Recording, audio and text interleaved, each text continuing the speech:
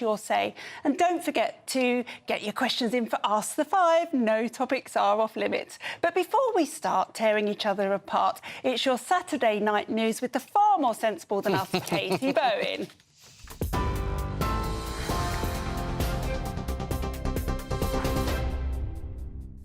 Renee, thank you and good evening. It's 2 minutes past 8, your latest news headlines from the GB newsroom.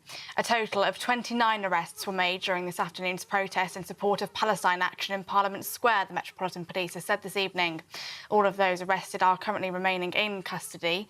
As Palestine action is now prescribed, expressing support for them is a criminal offence. The group lost a last-minute Court of Appeal bid last night to temporarily block it from being designated as a terror group under the Terrorism Act 2000. Elsewhere, players from Liverpool Football Club have attended the funeral of Diogo Jota and his brother Andre Silva in Portugal.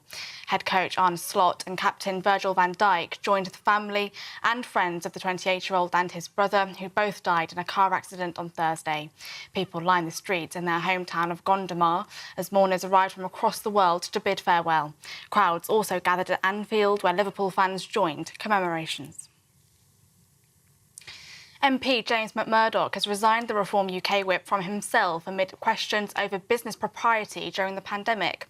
The party's chief whip, Lee Anderson, said this afternoon that Mr McMurdoch had removed the party whip from himself, pending the outcome of an investigation. The Sunday Times published a story which alleged two businesses connected to Mr McMurdoch took out COVID-19 loans totalling to £70,000 during the pandemic. Mr McMurdoch said in a statement that his business dealings had, quote, always been conducted fully within the law and in compliance with all regulations, saying he temporarily suspended the whip from himself as a precautionary measure. 27 people have been killed in the US state of Texas after heavy rain caused flash flooding. President Trump says he's praying for all of the families impacted by this horrible tragedy. 18 adults and 9 children have now been confirmed dead. Officials have said that while the current total number of those missing is not known, 27 of those missing were staying at a girls' summer camp. The Guadalupe River burst its banks at around 4 a.m. local time on Friday, with as much as 10 inches of heavy rain falling in just a few hours overnight in central Kerr County. The Texas governor has described the incident as an extraordinary catastrophe. And the government has re-established diplomatic relations with Syria for the first time in 14 years, announcing a £94.5 million package to provide aid in the country. Foreign Secretary David Lammy visited the Syrian capital of Damascus earlier today, saying it is in our interest to support the new government to deliver their commitment to build a stable, more secure and prosperous future for all Syrians. The visit comes 8 months after the fall of Assad's regime. Those are your latest GB News headlines. More from me in an hour.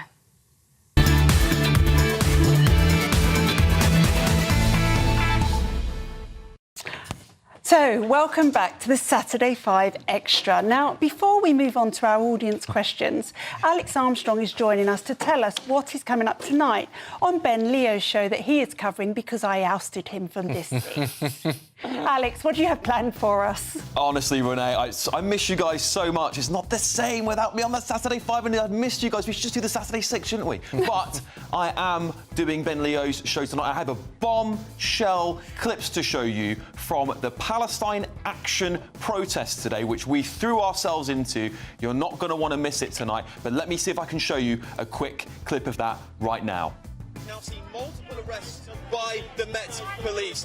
Many questions will be asked whether the government made the right decision today. We've been interviewing a lot of people. There is an irony, isn't there, of people who want freedom of speech. There is an irony of people who are protesting for freedom of speech but don't want to hear what we have to say. We're just here reporting the facts. Look at some of the interviews we've just done today. Yeah, as you can see there, it gets a little bit fiery. Of course, many of those people will be facing up to 14 years in prison. I've got some bombshell interviews with some of those people in handcuffs, being taken away by the Met Police. You're not going to want to miss Ben Leo tonight. I'll see you at 9 o'clock. Thank you, Alex. We miss you too. I've got no doubt, though, that he would have loved to have hosted Saturday 5 and then roll into Ben Leo. I think he's got a plan, which is basically Alex Armstrong on a loop, 7 days a week, 24 hours a day, and that's going to be the entirety of the GB News talent lineup. It would be a good show. Anyway, now it is time for Ask the Five, and our first question is from Gareth. It's coming. Gareth is coming. Come on, Gareth. My question is, should MPs be accountable? And why am I saying this? Stephen Reid has just been in Groundswell and he wants to eradicate the upland communities by taking away the livestock from these farms. It's absolutely disgraceful. They come to these events and under the stipulation that nobody in the audience asks a question or any press get the opportunity to quiz them. And I really think these MPs and our Prime Minister are cowards because they won't stand in front of the people that have elected them and the people that put them in power to answer the questions. So that's my question to you, is do you think MPs should be accountable? So, thanks for that question, Gareth. Do we think MPs should be accountable? Certainly, they should not only be accountable, but their manifestos, in my opinion, should be the only thing that they're allowed to do, and they should be legally binding. But I think when we have a Prime Minister that stands up every week, belittles Kemi Badenoch, and he doesn't talk to the other leaders like he does Kemi, and never, ever answers a question, well, then why is any other MP in any parliament going to do something different and answer questions? Yeah. Connie, Will? I think a lot of MPs, one of the reasons why they don't speak to people more so, and there should be more opportunities for people to be able to hold their MP to account, but I think they genuinely don't like the fact, they don't like what it is that lots of people feel, whether that's concerns about immigration, that being the main one, really. Yeah. It's really, I just don't think they like hearing it because they fundamentally disagree, and it's very, very difficult for them to come to terms with the country that is so unhappy about it. And so different to where they want it to be. Yeah. Yeah, Connie, I think that's absolutely spot on. And I also think, Renee, you're right in saying that in a Westminster parliamentary democracy, it's PMQs, which is the ongoing mechanism to hold the government to account. And it's a joke now. They never answer the questions. The Speaker never makes a sincere effort to get the Prime Minister to answer the questions, which is their historic role. So until that is resolved, all these sorts of examples in local areas are almost given a pass because there isn't that example set in Parliament. Yeah. So I think you're exactly right. That's where we start. Well, it's obviously nonsense, your idea that you should only do what's in the manifesto because the world doesn't sit still for the next 5 years. If this were the previous Parliament, you would have had COVID come along and said, oh, sorry, Boris, you can't spend any money on anything in this situation. Wouldn't have been the worst outcome. That is completely ungovernable, right? That's just not the way the world works. Well, the only things they've actually done were not in their manifesto. They've done loads of things in the manifesto. OK, did they say that they were going to make the family farm tax and take away half of our farms? No. Did they say they were going to take away the winter fuel allowance for pensioners? No. They didn't say they were going to keep it either. Did they say they were going to change the abortion legislation that's been in place since 1967? No. That was a free vote that came after a bill was put forward, and that's how parliamentary democracy works. And I'd much rather have this than some kind of, 5-yearly dictatorship that means you can't move with reality. But I actually think the point about MPs not speaking to voters is quite unfair because most of them, certainly the ones I know, door knock every single weekend and you don't get to choose who answers those doors. I think at the top level of politics, it's extremely stage managed, and that's what often frustrates people. Your local MP has very little power. Actually, it's quite a dull job. But Rachel Reeves or Keir Starmer or Kemi Badenoch is very unlikely to sit in front of an audience of real voters. And you're happy with PMQs and the way it's going? I always think it's a bit farcical, to be honest, not just now. It's a theatre. We live in this age where the goal is to win the argument, not fix the problem, and I think PMQs is the epitome of that. There's one childlike, isn't it? I find it when you watch it, just them screaming at each other, but nothing gets done. There is PMQs. It is fun in some respects. There is one thing I would add into this conversation, though, and that is that the violence that the radical left have brought into our polity means that, for example, and, our alumni treasured friend Darren Grimes has been in the news this week where he said basically it is a security risk to host one-on-one conversations with parts of the public because of the death threats they get, because of all that. So I think that, again, that is something which is an understandable concern. It almost always comes from the radical left, and I completely understand how someone like Darren or someone like Nigel Farage will be very worried about that threat. Yeah, a friend of mine, who's not a well-known MP at all, was threatened with being beheaded. And they arrested the guy on an email, his work email, and the guy was just down the road. Now, no one knows who this person is. He's not important. He'd just been elected. And yet it was as though you can just say those things straight away because they're an MP. I think, that's the reality that a lot of them feel. Yeah, I think it's really interesting. I think, you know, on the one hand, we've got people in prison for tweets, and then we've got another guy who you would all argue can shout, you know, or the band that followed him can shout about MPs and killing them. I think somehow we need to define exactly what is allowed and what isn't allowed. Yeah. Yeah? I agree. OK, so coming up, it's High Five. We'll be pulling at your heartstrings with a lonely owl who has found a boyfriend. Oh, and that before me. is important.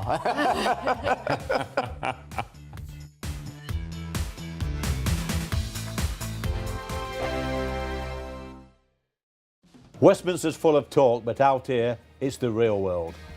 Am I allowed to talk now? No, that's it. This is where it matters, real people and real lives.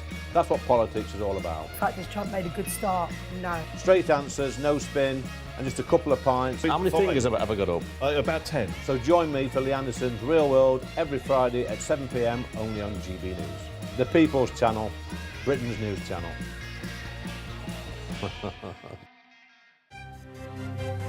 GB News Breakfast, every day from 6 a.m.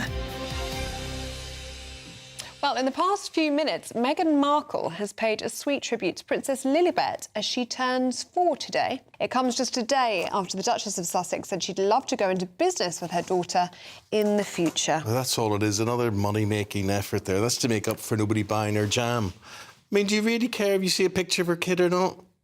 You do, that's it. I'd like to see her face, to be honest. I don't. Now, back to Diana, of course, who was a real star and style icon and whatever. And one day, I can remember I complimented her on her outfit that she was wearing, and it was the same colour as the outfit you were wearing yesterday. Bottle green? No. RUC green, Royal Ulster Constabulary green. As she pointed out to me, she said, yes, RUC green, what do you think?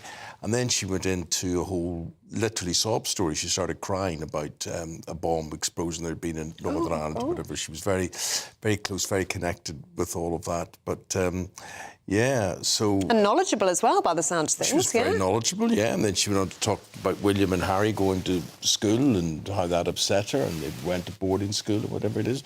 So we talked about all those things. And I forgot why I was going to tell you that story, but there was some reason. But she was... it was the same colour as what you were wearing yesterday, anyway, the green. And she was so lovely by the sounds of things. She was film star status. I mean, you just saw her in a room and you would go... Wow. She's special, yeah, she's special. And I think whoever that was speaking in that report there saying, one of the designers, I think it was the designer of the wedding dress, saying it was just clothes or just a dress, but then Diana wore it and then it was something special. Absolutely. And it became part of history. And that's exactly what happened. GB News, the People's Channel. You want to know what's really going on in the corridors of power? Labour don't know what to do with you half the time, and that makes you quite lethal in the chamber. Get behind the headlines with Chopper's Political Podcast. Join me, Christopher Hope, as I sit down with the great and the good of British politics. We'll see where this ruling takes us. These are the stories shaping our nation. Chopper's Political Podcast, available now on all platforms. Listen in and stay ahead.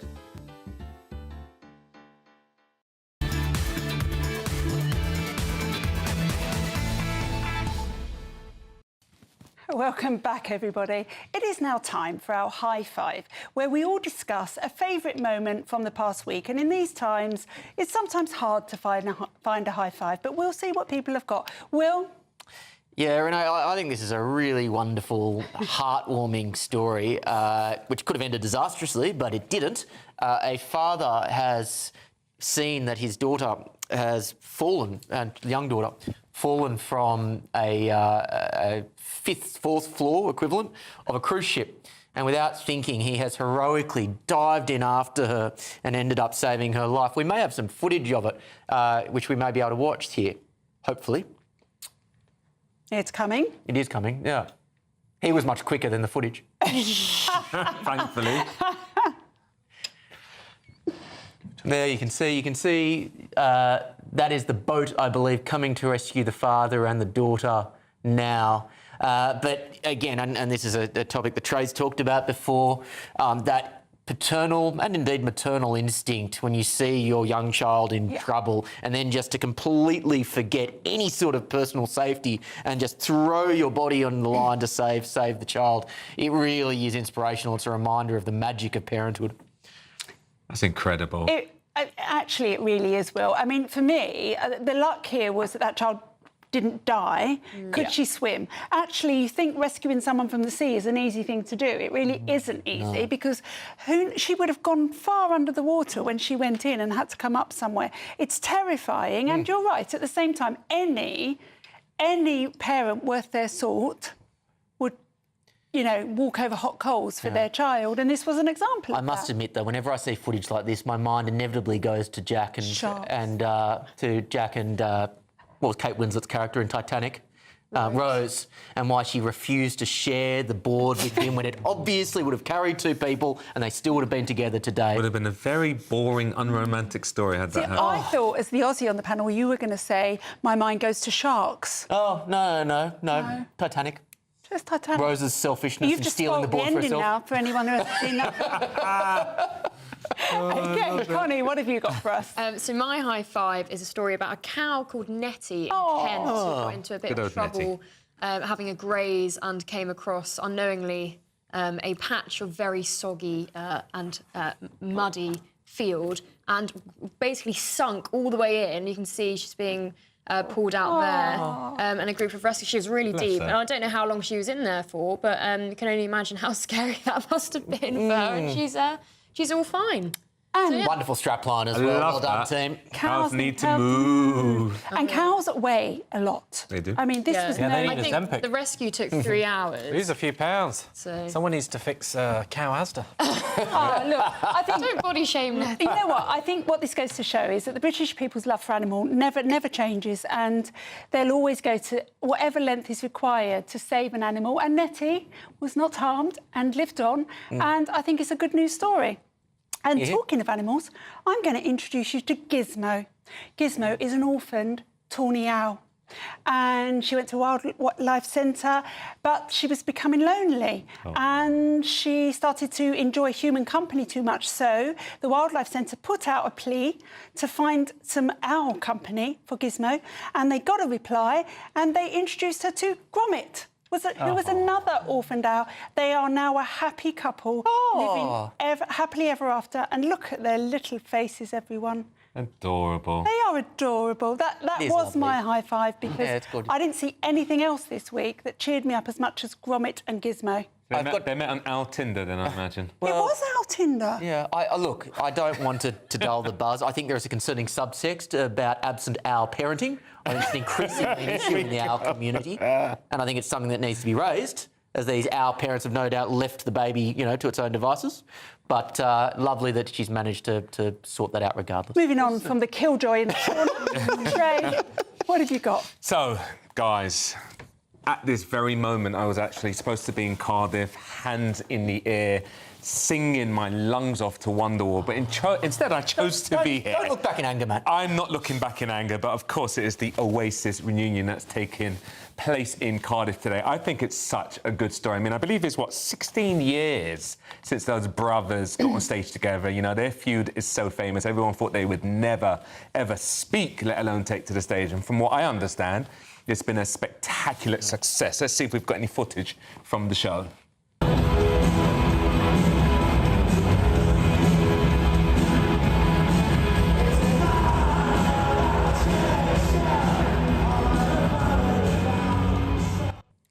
Excellent. Let's go over to some boxes as well.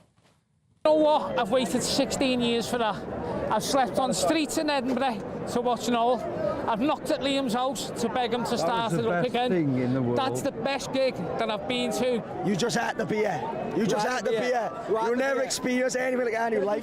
When Liam Gallagher and Noel Gallagher shook hands at the end on stage in front of the camera and walked off. Best part of the show. Unbelievable. Amazing. Best show I've ever been to. Wow. I'm absolutely gutted. I mean, they were like my soundtrack to my university. Yeah, I'm that old, guys, but I was always singing Oasis. I'm actually gutted I didn't go. I think they are fantastic. If I tried to get tickets, I would have gone. And I think the Times and the Telegraph both gave them 5 stars for the performances last night. But never mind, there will be another divorce and they'll need to run another load of concerts. More tickets will come up. Lots more Not money being to be a made. cynic. One of the Gallaghers has just become my friend's neighbour, and they have a communal garden where they do karaoke for their summer party. Wow. And they started singing Oasis, and I won't say which Gallagher, but he walked off. Well, I want tickets for that then, in that case. Your friend must be on a pretty good wicket, mate. I like that. Maybe, but they didn't want to join in, because I thought, what a fantastic video that would be a week before the proper reunion. But no, goodness. There was no humour. Now, mine doesn't sound like a very positive story, but... so basically, it's about a guy that is a convicted killer and a thief. No, it doesn't. But there's a twist. A man called Kenneth Noy was convicted... We know Kenneth Noy. Right, was convicted of stealing 6,800 gold bars. It was one of the most famous cases. If you're watching on the BBC, there's the Gold, I think it's called, a series of... It's a great series. Fictionalisation of it. Now... He went to prison for a long time, thankfully. But one of the officers, called Ian Brown, who was critical in prosecuting him, was giving a talk at his local golf club, charity fundraiser, about how he managed to get Kenneth Noy convicted. And then he found out that in a baseball cap at the back of the room, Kenneth Noy had turned up to fact-check him to make sure that he didn't make up any claims about the story. Brings a new meaning to fact-checking, doesn't it? It does. And he went up to him because they were nervous at first because he did murder a police officer. So he went up to him and was like, "What's going on here?" And he said, I don't want you saying I was a drug dealer or something. You need to stick to the facts." And he ended up joining them on stage, which I thought... And to be clear, this is the sort of thing that gives you a warm and fuzzy feeling. Well, it's quite funny, isn't it? I mean, can you imagine, so. the criminal turning up to fact-check the police officer as though they don't want to be defamed? I'm surprised he wasn't scared out of his bones. Can you imagine? Who knows what he might have done to him? I think this guy's quite old by this point. So, Who, Kenneth? Both of them, by the time he'd left prison, he must have... It is a great series, The Gold, it really is. And what's really interesting about it is that they got caught, really, because they wouldn't stop splashing their wealth around. And one of the wives bought 2 Alsatians and called them Brinks and Matt. No. That gives it away. Really? Yeah. It's like when they say, if I won the lottery, I wouldn't tell you, but there'd be signs. Like if I stole 6,800 gold bars, you might notice. Well, they were melting them down in one of the gardens. What would be your first extravagant purchase, Benjamin? A house. Because in this day and age, that's an extravagant purchase. Not wrong. You capitalist, you. But I think, stories like that, it's obviously the guy was a dangerous criminal, but it shows a strange level of humanity as well, that he sort of came to respect the police officer in the end. So maybe there's some silver lining in it. I have an inherent distrust of fact-checkers, and I know the left, it's their favourite thing now, so I look at this story very differently. Yeah, this is obviously a Rorschach test for us. Precisely that. Well, interesting fact for you. Logically, which was the fact-checking company that was employed by the government in COVID to investigate people like me, and our social media post went bust this week. Oh, cheers! Big smile. Cheers, Logic. I will need to fact-check that. Why don't you ask one of the other more famous ones? Anyway, guys, coming up, a judge has ruled that a gender-critical lawyer was banned by her vet because of her views. It is an absolutely bonkers story, but we're going to discuss this next.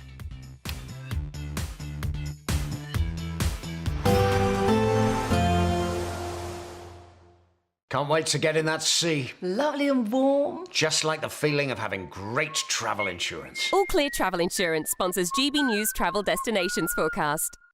Across southern and eastern parts of Europe, the heat wave continues, this at times triggering some thunderstorms. But across much of southern Europe, it should remain mostly settled, plenty of sunshine. But as we head our way towards northwest Spain, southern parts of France and across Switzerland, it's likely that we'll see some intense thunderstorms, some hail and also some frequent lightning. But moving away eastwards across the Mediterranean, the settled conditions will continue. So plenty of sunshine into next week, but still those intense temperatures. All Clear Travel Insurance sponsors GBNews Travel Destinations Forecast. Hello there, good evening. This is your latest GB News weather update provided by the Met Office. The breezy and showery picture that we've had around today is going to be continuing into the second half of the weekend. Some of us could see some clear spells around this evening and overnight, but a lot of us will hold on to a good amount of cloud, and we could see some light outbreaks of rain initially. They'll tend to intensify across northern Wales into northern England during the early hours of tomorrow morning. But with the cloud and the breeze, it is going to be a mild night, temperatures holding up around 13 to 17 degrees Celsius. It will be quite a muggy start to Sunday morning for some of us. It also comes with that extensive amount of cloud, misty and murky around some coastal areas as well. For Northern Ireland and Scotland, the rain will be on the lighter side. But certainly for areas of England, we are going to start to see some heavy pulses, particularly around the Humber and the Wash. There could be some torrential downpours of rain as we head throughout the morning, and those will start to break up more into scattered showers, slowly pushing their way southeastwards as we head throughout the day. Some of these could turn thundery with some hail in the mixture as well, so some further intense downpours that could come on at quite short notice, so it's worth taking care throughout the day. Scattering of showers continuing in that northwesterly breeze, but that is starting to filter in some fresher conditions. We'll feel quite cool across the northern region, 16 to 18 degrees Celsius here, managing to climb to 24 in the south. High pressure is trying to build in from the Atlantic as we move into next week, but we still have a few fronts slipping their way through the flow as we move into Monday. So further outbreaks of rain for eastern England first thing through the day, and there will be continuing showers across North Sea coastal areas as well across northwestern Scotland. But with that high building in from the southwest Wales, southwest England, actually starting to see the sunshine break its way through, and that will become more widespread, particularly across southern regions as we head throughout this week, and the temperatures are also set to climb. Bye-bye. Exciting news. Every Friday, my Patrick Christie's Tonight Show is going to have a twist to it. We're welcoming some special guests. You. That's right, on Fridays I'm going to be doing my show in front of a live studio audience, because this show is about you and what you have to say. It's going to be the same big debates, same big topics, same big opinions, but every Friday night at 9 p.m. you are invited to come on down to Patrick Christie's Tonight to be a part of the action. Only on GB News, the People's Channel, Britain's news channel. Hi, I'm Michelle Dewberry, and my show is your opportunity to cut through all the noise and dive in headfirst to some robust debates. Ideas clash. Situation, no, isn't it? Because the failure is... You're deliberately avoiding my point. Nothing's held back. And if you think this is the end of it, wait for more. And we do not shy away from the difficult stuff. Sometimes I want to shake people and say, if only you understood. So join me on Jubes & Co weeknights at 6 p.m, only on GB News, Britain's news channel.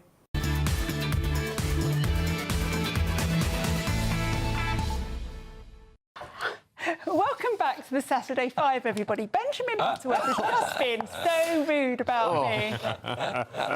Goodness gracious me. Please do get in contact with us at gbnews.com/yoursay. Get your questions in for Ask the Five. We've still got some more time for those. But thank you for your messages so far. Gary Backer said, Will, to you, that Mary Seacole and Alan Turing would be great on banknotes, two brilliant Britons. Yeah. We could consider Edward Jenner too, the inventor of vaccines, or any of our great composers, Elgar, Vaughan Williams, Holst. I agree. My fear is that when the public vote, that's not who will be on our banknotes. Yeah, I agree. Because like someone is a woman or is from, a minority group, I'm not saying that is a problem, but they have to have contributed to the culture in a substantial way that makes them worthy of being there on merit. Those people clearly are. To your point, Renee, I do have a fear that there will be people who are there because of their identity, not because of their achievements. Yeah. And then just going back to our supermarket discussion earlier, Neil Norfolk says that the taxes are fine. Should they not be put on the processing industry who are adding the salt, the sugar, the fats, etc., to make it cheap for a ready meal? Well, I suppose that's that. But Wes Streeting, the Health Secretary, has said that this is why he's trying to do the nudge rather than the nanny. I do agree with sugar taxes. I think they've worked, but is it the right way to do it? Because if you worry about the poorer people being able to afford it, well, that literally puts the prices up. Anyway, thank you for those. Now it's time for this extraordinary story. A judge has ruled that a gender-critical lawyer was banned by her vet because of her views. Alison Bailey, a retired criminal defence barrister and co-founder of the LGBT Alliance, sued her local vet practice in the first case of its kind. The practice insisted that Bailey was thrown out for being rude to staff, but the judge rejected this and said that she had faced unlawful discrimination discrimination due to her views. Now, to discuss this with us, I'm really pleased to welcome the campaign lead for Sex Matters, Fiona McKenna. Hi, Fiona. Thank you for coming in tonight. I thought this story was absolutely fascinating because it's almost the first time that this kind of case has been brought. We've seen other discrimination cases, but not quite by a business against a customer. And I'm sure that Sex Matters have seen lots and lots of different cases. What's your view on this particular one? Well, this is, as you say, a very important case. It shouldn't have to happen because it's 4 years ago that the founder of Sex Matters, Maya Forstater, won her case, which proved that gender-critical beliefs, believing that sex is real and mutable and important, and sometimes you have to be able to recognise that, she established that those beliefs are worthy of respect in a democratic society. And so you cannot refuse service to someone just because you don't like their beliefs. And yet here we are 4 years on, and that's what Alison Bailey has demonstrated happened to her. We shouldn't have to go to court, but I think it's clear that we are going to have to go to court to enforce the law as it stands. And that's why this case is very important. As you say, it's the first of its kind. It is really interesting, isn't it, that there seems to be no end to this. Somebody asked me today when I was discussing this with them, how is this going to end? And my worry, Fiona, is that because we've now got universities and schools completely indoctrinated, that when all of those young people come out the other end and are going to be the managers and the enforcers of the future, there's almost no end in sight. Well, it's a huge risk for organisations because if they continue to get the law wrong, and the more that cases go to court and are demonstrably correct, like Alison Bailey's case was, the more it's going to cost businesses. And I'm inclined to think that on the one hand, you have these young people, or maybe not so young people, with their virtue signalling, believing that they can police our beliefs and that they shouldn't serve people who believe something they think is unpleasant.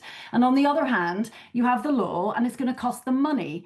And I think it's only when it really starts to cost businesses money that organisations will take it seriously. And I'm pretty sure that's where we're headed. This is the first, but I'm quite sure it won't be the last. Interesting. Connie? Fiona, will this ruling set a precedent for other businesses? But should they be more scared? For example, in pubs, where I know there have been... I've been in situations where... or been at events where people behind the bar have refused to serve a group of women because they could overhear what they were saying. Will this sort of set a precedent so that that won't be allowed to happen anymore? Well, two parts to your question, Connie. Should it be allowed to happen anymore? Has the law been established that they should not do this? Yes, it has. Not by this case, but by the Forstater case, because that was a second-tier decision. And that was all of 4 years ago. And yet the word doesn't seem to have filtered out. And I think that organisations are really letting, the umbrella organisations that provide training, that provide guidance, are letting businesses down by not making this clear to them. So this case, because it's a county court case, it doesn't set a precedent, but it does mean that anyone else who experiences something like this can feel more confident in writing to a supplier or a customer, a service provider, and saying, you've broken the law. And we know of a number of cases where that has happened, and the behind the scenes, the legal threat has been enough to make the service provider back down. There have been venues, for example, that women have booked to speak at that have said, we don't want you coming, now we know what you want to talk about. That's clearly not okay, because what they're talking about is a perfectly normal mainstream belief, and they've been made to back down. But you don't always know when you've been discriminated against. This is why I think Alison Bailey was very brave, because they said some really unpleasant things about her, and she had to be prepared to face that in court and have all of that aired about her. Unfortunately, the judge decided that, on balance, that was not the reason why they got rid of her, and that she hadn't been particularly unpleasant. But it's quite a risky thing to do, to go to court. So this is interesting, Fiona, isn't it? Because we've also got Angela Rayner's employment law bill going through, where there is some suggestion in there that people will have to stop others from talking about things like gender-critical beliefs in order to protect their employees. Do you see that being a barrier that might, make Alison Bailey's case nonsensical? I think it's potentially a very serious problem. It depends whether it is going to align with the law as it stands, as it's been demonstrated, which is that there's nothing problematic about talking about the reality of sex when that matters. For example, the need for single-sex provision of facilities in some cases. But if it's going to be very loosely interpreted as simply being if someone's feelings are hurt, well, then we could be in for all sorts of problems. So we have to see how it's going to be framed. But it cannot be that a belief that's been held at the appeal tribunal, so at a precedent-setting level, to be entirely mainstream and appropriate and lawful, can then be judged to be off limits in the workplace. Interesting. Will? Fiona, this is obviously a very troubling instinct within this particular business, but I'm interested in the broader culture amongst corporates and small to medium-sized businesses in the country more generally. Following the Cass review and the Supreme Court decision, have you and the organisation noticed some sort of a return to normalcy amongst the business world, or has it still got that level of ideological capture that unfortunately we got so used to in that 2020 to 2023-4 period? Yeah, I think there's a massive schism. So on the one hand, we've seen some organisations come out and state clearly the law is clear, the judgment was clear, there's nothing complicated about it. We've known forever that humans come in two kinds, male and female, and we can pretty much always tell. And so we had some very good results very quickly, like the Football Association, the Scottish Football Association, the Cricket Board, dumping what had been a very unfair and in some cases dangerous policy for women, where they let males who said they felt like women into the women's category. So we saw some quick changes, but now we're seeing an awful lot of resistance. We're seeing a lot of people saying, you know, they're not clear, they're waiting for more guidance, and they really shouldn't, because they are all currently operating outside the law, if that's what they do. And, you know, we ourselves have a number of cases that we are looking at to try and help people understand that they really shouldn't be waiting for someone to tell them what the law is. That judgment from the Supreme Court was crystal clear. It only told us what we all knew already. And frankly, when you poll people, everybody thinks that's what is normal and real. And they don't really need, you know, legal guidance to tell them that, for example, you should have men's and women's toilets at work, and perhaps you should have a unisex option as well. So the answer to your question is, we've seen some progress, but I've been a bit taken aback at how many sensible, intelligent people, including law firms and big employers, are sitting on their hands and saying, let's wait and see. Fiona, I just want to jump in Trey here.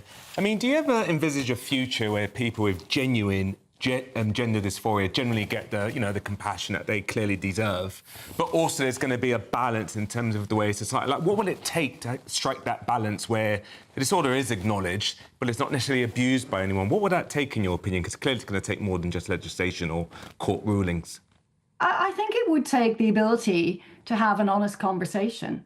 And it's the fact that gender critical beliefs and the recognition that everyone has human rights and we have to be able to weigh up what are the best solutions to meet everyone's needs. It's the fact that that's been deemed off limits and been called hate speech, and that we had no debate, you know, encouraged by the likes of Stonewall.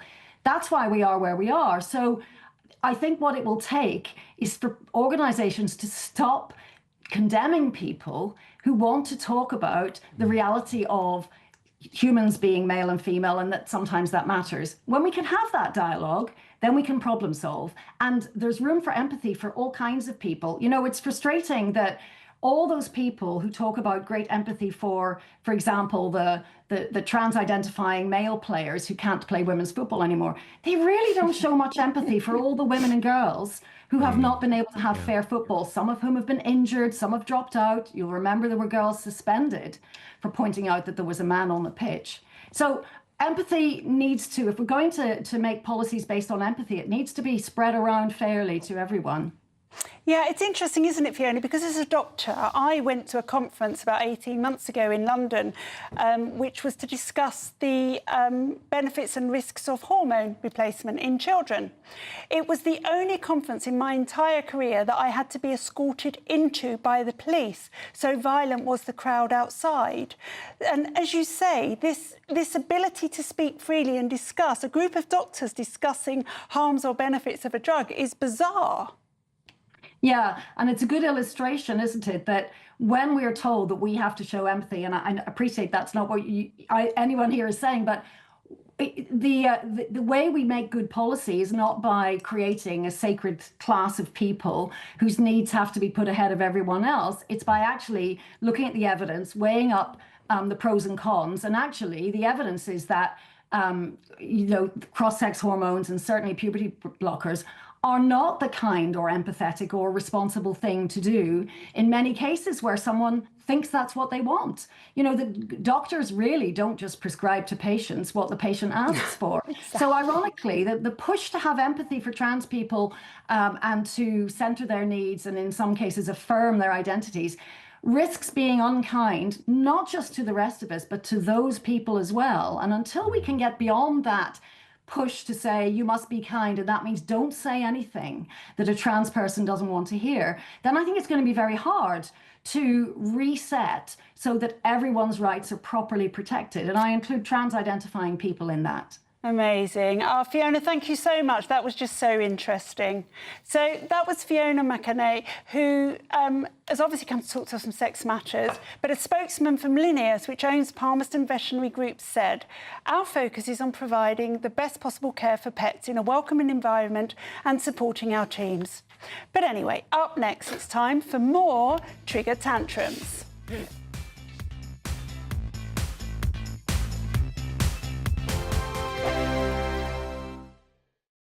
Westminster's full of talk, but out here, it's the real world. Am I allowed to talk now? No, that's it. This is where it matters, real people and real lives. That's what politics is all about. The fact has Trump made a good start? No. Straight answers, no spin, and just a couple of pints. How many fingers have I got up? About 10. So join me for Lee Anderson's Real World every Friday at 7 p.m, only on GB News. The People's Channel, Britain's news channel.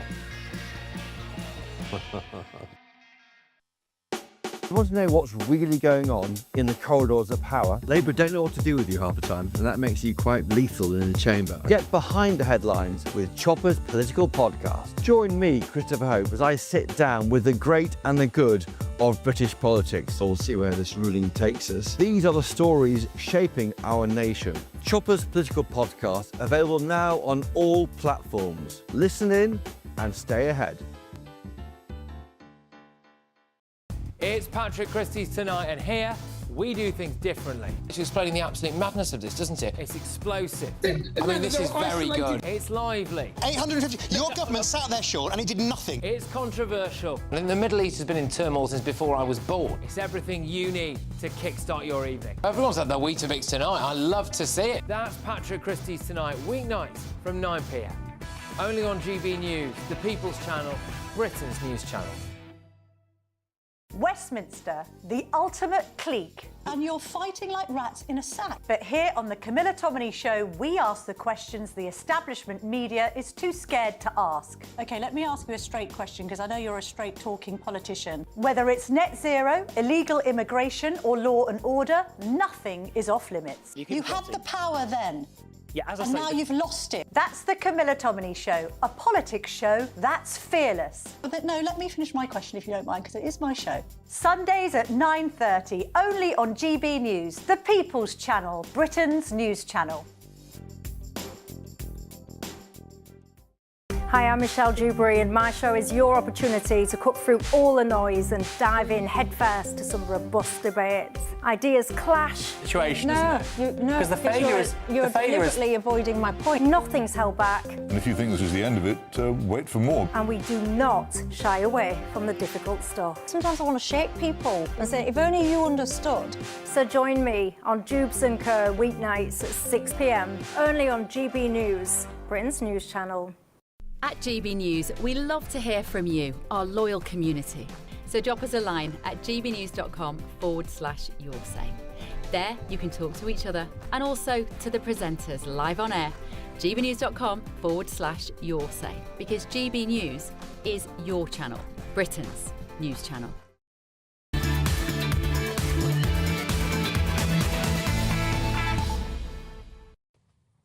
Hello, everybody. Welcome back to Saturday 5 Extra. That was brilliant from Fiona from Sex Matters, of course. But we've actually generated some chat on your say. First of all, directed at your high five, Benjamin. You've made people not very happy. Les Madden has said that Kenneth Noy murdered a police officer and also murdered a young man in a road rage attack. Don't talk about him as if he's just a nice old man. Well, I didn't. I literally said that in the introduction. I said, because it was interesting, but obviously I think that point stands. Peter Jeffries says, Renee, these employees who question basic biology will eventually be sued out of existence. It cannot come quick enough. I don't know, I wonder, do you, Connie, do you think it's going to happen? I have the same concern as you about young people going through university, and also I chose to do this thing where you sort of review adverts for grad roles, and every single leaflet has multiple pages about their DI scheme and how it's all LGBT friendly, and they're pandering to the fact that they know that these students have had an education where they've been told that that's the appropriate thing and that's how workplaces should be, so they're having to do it. So they're now welcoming this generation who really believe this stuff and have, in my opinion, been indoctrinated into it. So yeah, I have the same concerns as you, but eventually, I can also assure you there are many gender-critical young people who are behind the ranks, who are waiting for their time that they can finally say what they think. Well, I hope so. I mean, Connie, you know, being slightly older, that fills me with joy because I do worry about where it goes and how we get out of it. And on the same subject, Ian Bonham says, do trans pets get better care? Are we a priority if my cat has chosen to wear a rainbow flag like a super cat cape? And we did see a trans dog last week, didn't we? Gender fluid. Gender fluid. So good memory. Yes. I think it's what a dog produces, isn't it? Anyway, on that horrible note, Trey, you have a triggered tantrum for us tonight. Oh, my triggered tantrum is probably the ultimate sporting tantrum. I don't think there's anyone, well, it depends on how old you are, who doesn't know this. Connie won't know this. Let's roll VT, as they say. You can't be serious, man. You cannot be serious! That ball was on the line. Chalk flew up. It was clearly in. How can you possibly call that out? How many are you gonna miss? That he's walking over, everyone knows it's in this whole stadium, and you call it out? Explain that to me, will you? Oh, gotta love that. I mean, that's June 1981. Can you imagine? I mean, things have changed so much. I can't imagine most of these sort of modern sports stars having an outburst like that. But I think you know what? that was incredible. Yeah, but I think that's very sad. You know, I think that shows passion. That shows the desire to win and never lose. And I think we have battered that out of our sports stars. And also, like, surprisingly eloquent, I was just seeing there. The way that he managed to reason, I thought it was actually quite impressive in a strange way. Yeah, I mean, I think it's incredible. And also, don't forget, now that we've lost linesmen at Wimbledon, they won't be able to shout at the linesmen anymore and get a penalty for doing so. Apparently not yet, actually. They're talking about the whole Hawkeye technology, but it hasn't been rolled out yet. So there are still linesmen in Wimbledon. Not a linesman in Wimbledon. Removed them. Trust me, I watch it. But I think the Lawn Tennis Association introduced that for lots of clubs some years ago. So Wimbledon is belated in changing its approach. Just another chip away at the traditions that we love, slowly being lost bit by bit. And people having jobs, Will. And people having jobs, that's right. I'm not sure anyone's we should probably only put them for 4 sets as opposed to 5 sets. They'll be more productive for 4 sets. Connie, what have you got for us? Mine's an absolute classic. It's just a lefty deciding to film themselves crying in a very questionably genuine way because Trump's big, beautiful bill was passed this week. Are you feeling nervous? Are you having fun? It's almost over, it's just begun. Don't overthink this, look in my eye. Don't be scared, don't be shy. Come on in, the water's fine. I just think, how could anyone think... I mean, the acting is obviously incredible, but just filming yourself in that obviously fake situation of pretending... I'm sure she might be very upset about all of this, but... I'm torn when I see these, Connie, I must admit. Sometimes I think that these are acting to try and go viral, but sometimes these are loonies. Really bad acting. Yeah. I think it's people want to go viral. It made me think of Selena Gomez did something similar. I think there's a lot of acting. Because you don't put your phone down, make sure that your lighting's OK, check what's behind you, and then, you know, come when it doesn't. Do you know what? Do you not think that this is just indicative of this world that we're in, that is a self-entitled me, me, me? It's all about me. Nothing can happen in the world if I don't agree with it. Is that not just what that demonstrates? But It is, isn't it? I think everyone nowadays is a reporter, everyone's a commentator because everyone's got their access to the world, isn't it? And people are going to go for it. They're going to make their feelings felt. You know, there's nothing we can do about it. It's social media. I mean, just to be clear, what Donald Trump's bill does is it removes 17 million Americans from having access to healthcare, people that work less than 20 hours a week. And so what that will mean for some people is if they're on cancer treatment today, they might not be on it next week. So there are going to be people for whom that is truly devastating and obscene thing to do, you know, the worst element of American political culture. But I don't think that woman is an example of it, I suspect, but I can understand there will be people that for whom they rightly feel that excruciating. But I think that she's mocking those people by doing that, because if there are people who are going to suffer from this, then why doesn't she actually do something? Why does she say something rather than filming herself pretending to cry? But isn't that our whole culture?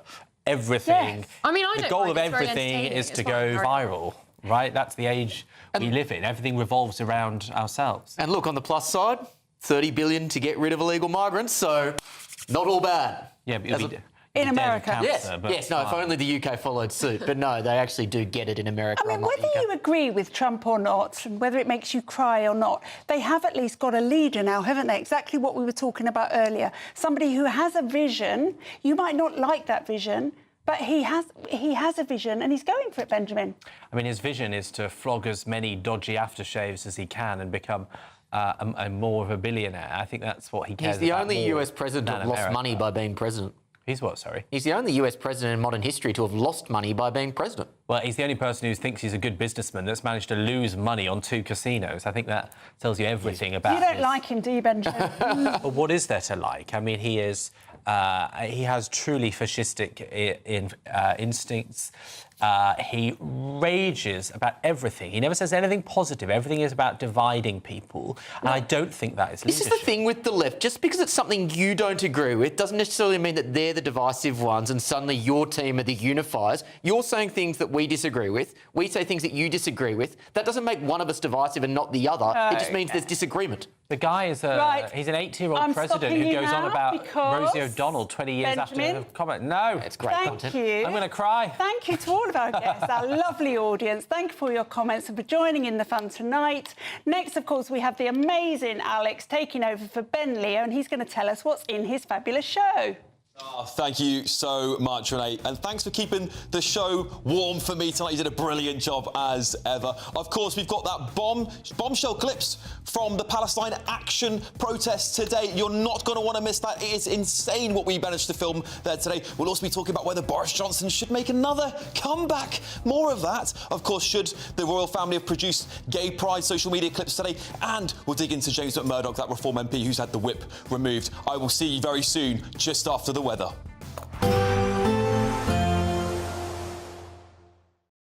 Expect a warm front, moving from the kitchen right through to the rest of the house. Boxed Boilers, sponsors of weather on GB News. Hello there, good evening. This is your latest GB News weather update provided by the Met Office. The breezy and showery picture that we've had around today is going to be continuing into the second half of the weekend. Some of us could see some clear spells around this evening and overnight, but a lot of us will hold on to a good amount of cloud, and we could see some light outbreaks of rain initially. They'll tend to intensify across northern Wales into northern England during the early hours of tomorrow morning. But with the cloud and the breeze, it is going to be a mild night, temperatures holding up around 13 to 17 degrees Celsius. It will be quite a muggy start to Sunday morning for some of us. It also comes with that extensive amount of cloud. We've got misty and murky around some coastal areas as well. For Northern Ireland and Scotland, the rain will be on the lighter side. But certainly for areas of England, we are going to start to see some heavy pulses, particularly around the Humber and the Wash. There could be some torrential downpours of rain as we head throughout the morning, and those will start to break up more into scattered showers, slowly pushing their way southeastwards as we head throughout the day. Some of these could turn thundery with some hail in the mixture as well, so some further intense downpours that could come on at quite short notice, so it's worth taking care throughout the day. Scattering of showers continuing in that northwesterly breeze, but that is starting to filter in some fresher conditions. We'll feel quite cool across the northern region, 16 to 18 degrees Celsius here, managing to climb to 24 in the south. High pressure is trying to build in from the Atlantic as we move into next week, but we still have a few fronts slipping their way through the flow as we move into Monday. So further outbreaks of rain for eastern England first thing through the day, and there will be continuing showers across North Sea coastal areas as well across northwestern Scotland. But with that high building in from the southwest Wales, southwest England, actually starting to see the sunshine break its way through, and that will become more widespread, particularly across southern regions as we head throughout this week, and the temperatures are also set to climb. Bye-bye. Expect a warm front, moving from the kitchen right through to the rest of the house. Boxed Boilers, sponsors of weather on GB News. We're kick-starting summer with your chance to win our biggest cash prize to date, as there's an incredible £54,321 in tax-free cash to be won. What would you spend it on? A brand new car, the holiday of a lifetime, or just sit back, relax and remove some of those day-to-day financial stresses? For another chance to win, text cash to 63225. One entry costs £2.50 plus one standard network rate message, or text bonus to 63225. 5 entries cost £5 plus one standard network rate message. Go to gbnews.com/win. Entries start at £2.50. Call 0903 686 3232. Calls cost £2.50 plus your network access charge. Or post your name and number to GB14 PO Box 8690 Derby DE1 9TT. UK only. Entrance must be 18 or over. Lines close at 4 p.m. on the 1st of August. Please check the closing time if listening or watching on demand. Good luck. Westminster's full of talk, but out here, it's the real world. Am I allowed to talk now? No, that's it. This is where it matters. Real people and real lives. That's what politics is all about.